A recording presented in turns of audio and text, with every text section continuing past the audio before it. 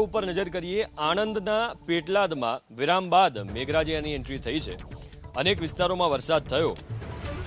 ભગવાન રાજા રણછોડના મોસાળા સમયે જ વરસાદ વરસ્યો છે। મોસાળાની શોભાયાત્રા દરમિયાન મેઘરાજાની મહેર, જય રણછોડના નાદ સાથે ભક્તોએ વરસાદનો આનંદ માણ્યો। અસહ્ય ઉકળાટ વચ્ચે વરસાદથી વાતાવરણમાં ઠંડક પ્રસરી છે। આવતીકાલે પેટલાદમાં નીકળશે રાજા રણછોડની રથયાત્રા। દ્રશ્યો તમે સ્ક્રીન ઉપર જોઈ રહ્યા છો। મોસાળાની શોભાયાત્રા દરમિયાન જ વરસાદ વરસતા જે ભક્તો એમાં પણ આનંદની લાગણી છવાઈ ગઈ અને નૃત્ય કરવા લાગ્યા। આણંદના પેટલાદમાં લાંબા વિરામ બાદ મેઘરાજાએ એન્ટ્રી કરી છે। અસહ્ય ઉકળાટની વચ્ચે વરસાદ થતા લોકોમાં પણ રાહત છે અને દ્રશ્યો તમે શોભાયાત્રાના જોઈ શકો છો, જ્યાં એક અનેરો ઉત્સાહ વરસાદ આવતા જ લોકોમાં છવાઈ ગયો। તો આણંદના પેટલાદના દ્રશ્યો, જ્યાં લાંબા વિરામ બાદ વરસાદ વરસ્યો। આવતીકાલે ભગવાન જગન્નાથજીની રથયાત્રા નીકળવાની છે। એની પહેલા રાજા રણછોડના મોસાળા સમયે આ વરસાદ વરસ્યો છે અને જે મોટી સંખ્યામાં જે ભક્તો શોભાયાત્રામાં હતા એ તમામ પણ ખુશ થઈ ગયા। તમામમાં એક આનંદની લાગણી છવાઈ ગઈ। તમામ ભક્તો નૃત્ય કરવા લાગ્યા। જય રણછોડના નાદ સાથે ભક્તોએ વરસાદનો આનંદ માણ્યો। આ સાથે વિસ્તારના ખેડૂતો પણ ખુશ છે, કારણ કે ખેડૂતો પણ વરસાદની રાહ જોઈ રહ્યા હતા અને વરસાદ થતા ખેડૂતોમાં પણ ખુશી છવાઈ છે।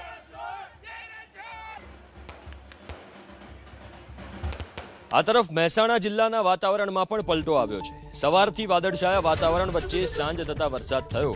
કડી, નંદાસણ સહિતના કેટલાક વિસ્તારમાં ઝરમર વરસાદ થયો છે। વરસાદના પગલે વાતાવરણમાં ઠંડક પ્રસરી છે।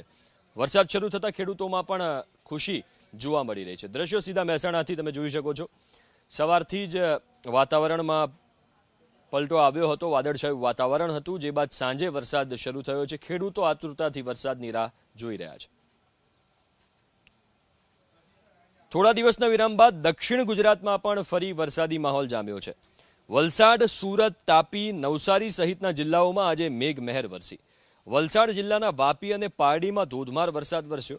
વાપી શહેર અને પંથકમાં ભારે વરસાદી ઝાપટા વરસ્યા છે। પારડી શહેર અને ગ્રામ્ય વિસ્તારોમાં ધોધમાર વરસાદ વરસ્યો। પારડીની arts and commerce college, DCO school સહિતના વિસ્તારોમાં ધોધમાર વરસાદ વરસતા રોડ રસ્તા પાણી થયા। 7 દિવસના વિરામ બાદ ફરી મેઘરાજા મહેરબાન થતા ડાંગર સહિતના પાકને જીવતદાન મળ્યું। વરસાદ વરસતા ખેડૂતો પણ ખુશખુશાલ છે।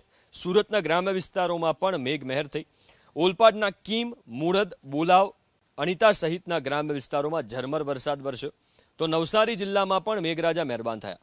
ગણદેવી, બિલીમોરા, ચીખલી પંથકમાં વરસાદી ઝાપટા વરસતા ખેડૂતોના ચહેરા પણ ખીલી ઉઠ્યા। તાપી જિલ્લામાં પણ વરસાદ વરસ્યો। વાલોડ, બાજીપુરા, વ્યારા શહેરમાં વરસાદ વરસ્યો। વરસાદી વાતાવરણ વચ્ચે અમરોલી, ફૂલપાડાથી પસાર થતી તાપી નદી બે કાંઠે વહી રહી છે અને તાપી નદી કાંઠે મગર લટાર મારતા જોવા મળ્યા। 2 થી 3 મગર દેખાતા સ્થાનિકોએ વન વિભાગને જાણ કરી છે।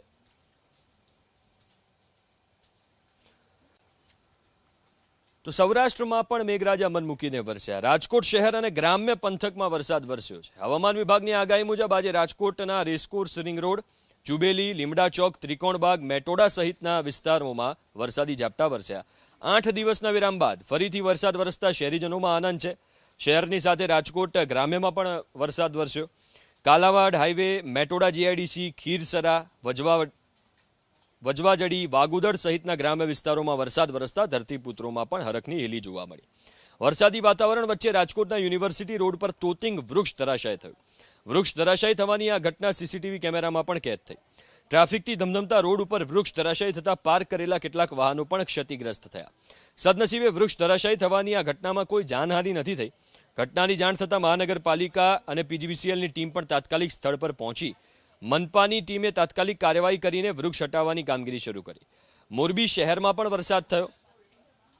સામાકાંઠા, ઉમિયા સર્કલ, દલવાડી સર્કલ, અવની ચોકડી સહિતના વિસ્તારોમાં ધીમી ધારે વરસાદ વરસ્યો। મોરબી શહેરની સાથે આસપાસના ગ્રામ્ય વિસ્તારોમાં પણ ધીમી ધારે વરસાદ વરસ્યો।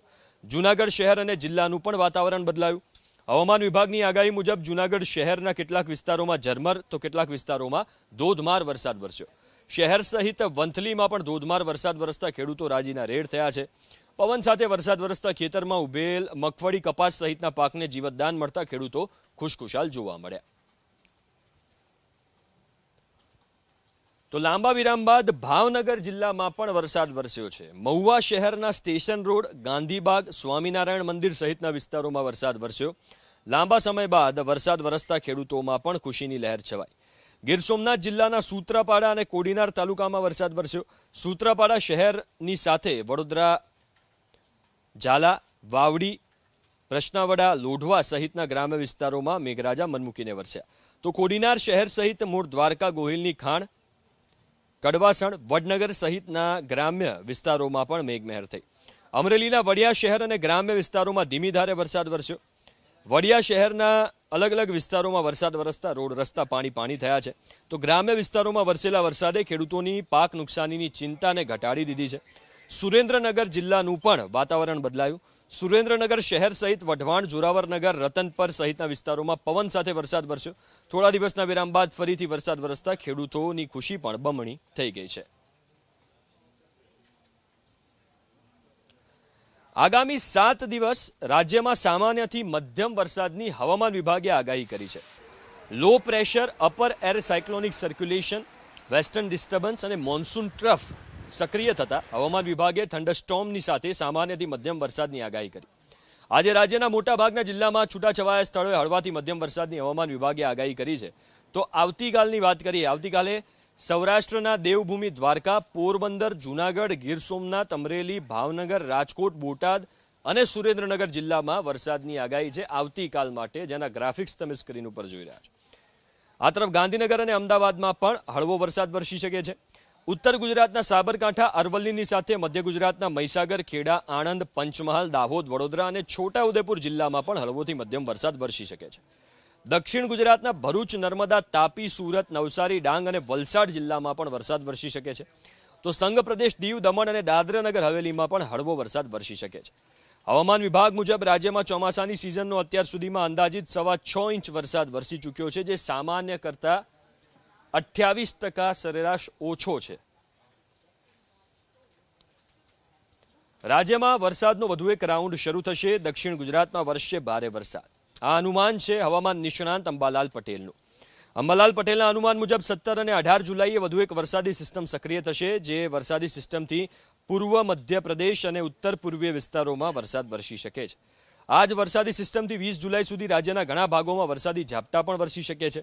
જોકે 22 થી 30 જુલાઈ વચ્ચે વધુ એક મજબૂત વરસાદી સિસ્ટમ સક્રિય થતા દક્ષિણ ગુજરાત અને સૌરાષ્ટ્રમાં ભારે વરસાદ વરસી શકે, જ્યારે ઉત્તર ગુજરાત, મધ્ય ગુજરાત અને કચ્છ જિલ્લામાં પણ વરસાદ વરસી શકે છે। હવામાન નિષ્ણાંત અંબાલાલ પટેલે આવતીકાલે રથયાત્રાના દિવસે અમદાવાદમાં વરસાદી ઝાપટા વરસવાની શક્યતા વ્યક્ત કરી છે।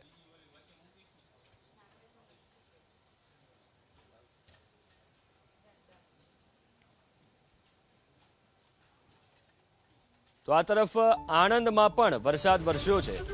આણંદના કરમસદ વિદ્યાનગરમાં વરસાદની ધમાકેદાર એન્ટ્રી, તમે દ્રશ્યો જોઈ શકો છો। અનેક વિસ્તારોમાં પાણી પણ ભરાયા છે, રોડ રસ્તા પર પાણી ભરાઈ ગયા એટલો વરસાદ વરસ્યો। ધોધમાર વરસાદથી નીચાણવાળા વિસ્તારો પાણી થઈ ગયા છે। ભગવાન જગન્નાથની શોભાયાત્રા પણ ત્યાંથી નીકળી માર્ગો પર નદીની જેમ વરસાદી પાણી વહી રહ્યા છે। ભારે ઉકળાટ અને ધોધમાર બાદ ધોધમાર વરસાદથી વાતાવરણમાં ઠંડક પ્રસરી છે। નીચાણવાળા વિસ્તારોમાં પાણી ભરાતા વાહન ચાલકો પરેશાન છે। જોકે જે ભક્તો શોભાયાત્રામાં જોડાયા છે તમામ વરસાદને કારણે ખુશ થઈ ગયા। વધુ વિગતો સાથે સંવાદદાતા જલ્પેશ ફોનલાઈન ઉપર જોડાયા છે। જલ્પેશ, કયા વિસ્તારોમાં વરસાદ છે? વરસાદની જો વાત કરવામાં આવે તો લાંબા સમય બાદ જે વરસાદે વિરામ લીધો હતો અને લાંબા સમય બાદ અત્યારે વરસાદ વરસી રહ્યો છે। ખાસ કરીને આણંદની વાત કરવામાં આવે તો આણંદના પેટલાદમાં વરસાદ વરસ્યો, સાથે સાથે કરમસદ, વિદ્યાનગરમાં પણ વરસાદ વરસ્યો। ધોધમાર વરસાદ વરસવાના કારણે વિદ્યાનગરની જો વાત કરવામાં આવે તો નીચાણવાળા વિસ્તારોમાં પાણી થયા। માર્ગો ઉપર નદી વહેતી હોય તેવા પણ દ્રશ્યો જોવા મળ્યા। ખાસ કરીને વાત કરીએ, ભારે ઉકળાટ બાદ હવે વરસાદ વરસવાની સાથે ઠંડક પ્રસરી છે વાતાવરણમાં। મેઘરાજાની આ ધમાકેદાર એન્ટ્રીની સાથે લોકોમાં પણ ક્યાંક ને ક્યાંક ખુશી દેખાઈ રહી છે।